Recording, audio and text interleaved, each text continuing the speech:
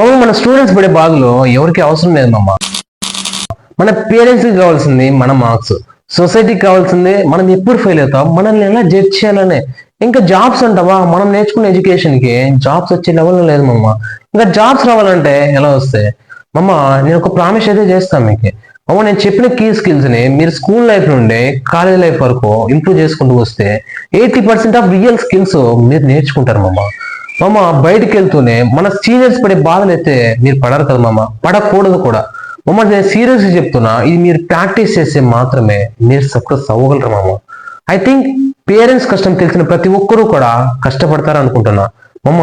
ఈ కంటెంట్ మీకు నచ్చింటే మాత్రమే సపోర్ట్ చేయండి మమ్మ, నచ్చకపోతే అన్ఫాలో కొట్టేయండి మమ్మ, పర్లేదు మమ్మ.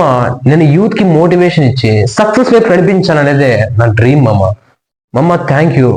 ఈ స్టూడెంట్ స్ట్రగుల్స్ ప్రతి వీడియో కూడా మిస్ అవ్వకుండా చూసిన వాళ్ళకి, అండ్ స్టూడెంట్ స్ట్రగుల్స్ ఇలా ఉంటాయా అని అర్థం చేసుకున్న వాళ్ళకి, ప్రతి ఒక్కరికి నా హార్ట్ఫుల్ థ్యాంక్స్ మామ. అండ్ స్టూడెంట్ స్ట్రగుల్స్ లో మీకు ఏం అర్థమైందో కామెంట్ బాక్స్ లో చెప్పేళ్ళండి మామ, అదే మీరు నాకు ఇచ్చే పెద్ద గిఫ్ట్. అండ్ స్టూడెంట్ స్ట్రగుల్స్ లో నేను ఏమైనా తప్పుగా మాట్లాడంటే నాకు క్షమించండి మామ. Thank you so much. Thank you.